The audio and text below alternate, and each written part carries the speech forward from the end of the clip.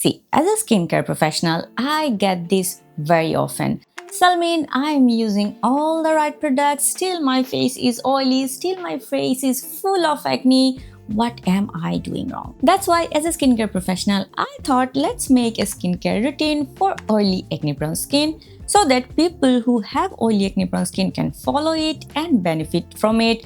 And trust me, I will make it simple so you don't worry at all. I always tell this and I am telling this again, your sebum is not the enemy here. Because oily skin produces a lot of sebum, whenever I have someone with oily acne prone skin and I look into their skincare routine, I see all of the products they have in their routine is oil stripping. Means they want their oil to be totally gone, but that's not gonna help your skin. Instead, it can actually backfire. As someone with oily acne prone skin, your goal should be balance the sebum out, not drying your skin out. If you want to balance the sebum and don't want to dry your skin out as someone with oily acne prone skin, this is the routine you should follow. First, you have to pick a gentle cleanser. Listen up.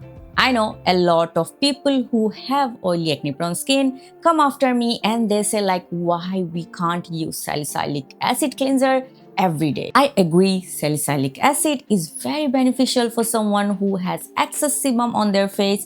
But hear me out, when you have acne, your skin is damaged because the barrier is not able to protect your skin. In that case, you need something soothing, not harsh. Using a salicylic acid based cleanser is not ideal for oily acne prone skin, and if you want to get more into it, I have made a video about why using salicylic acid based cleanser every day is not ideal. You might check it out. Going back to the point, first you have to use a gentle cleanser. If you ask me, I will always recommend Cetaphil, and then next you have to use a toner in your daytime routine. Why? Because at daytime, oily acne prone skin tends to get sweaty, greasy. So if you are using an essence or a toner that is oil controlling and hydrating together, it will make sure that your skin looks fresh and feels fresh all the time. There are many good options in the Korean skincare, but if you ask me, you can use this green tea fresh toner from Isntree.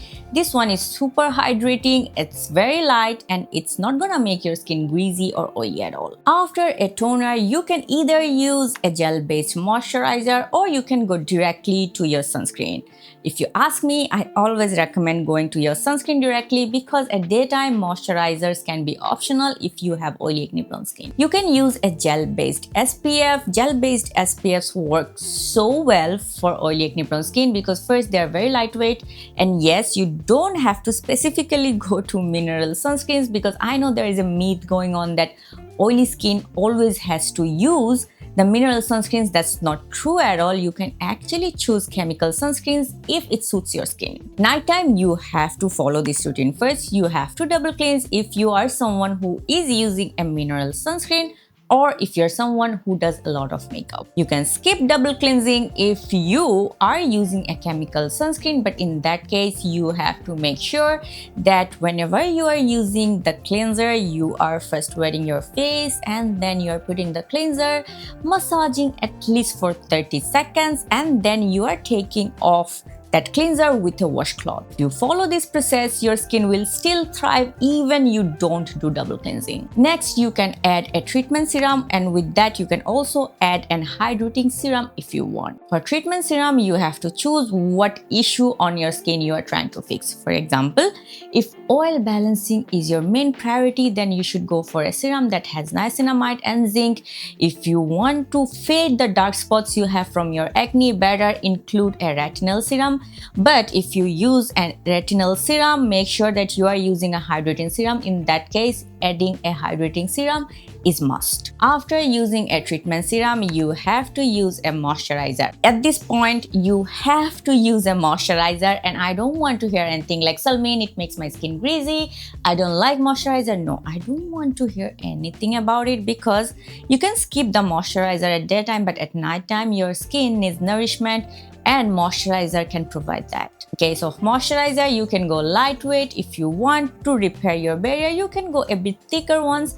Depends on your skin, depends on what you want to heal on your skin, but in every way you have to use a moisturizer. So the routine looks like this. At daytime, you're first using a cleanser, then you are using a hydrating yet oil balancing toner or essence, and then you are using an SPF, but you can add a moisturizer if you want.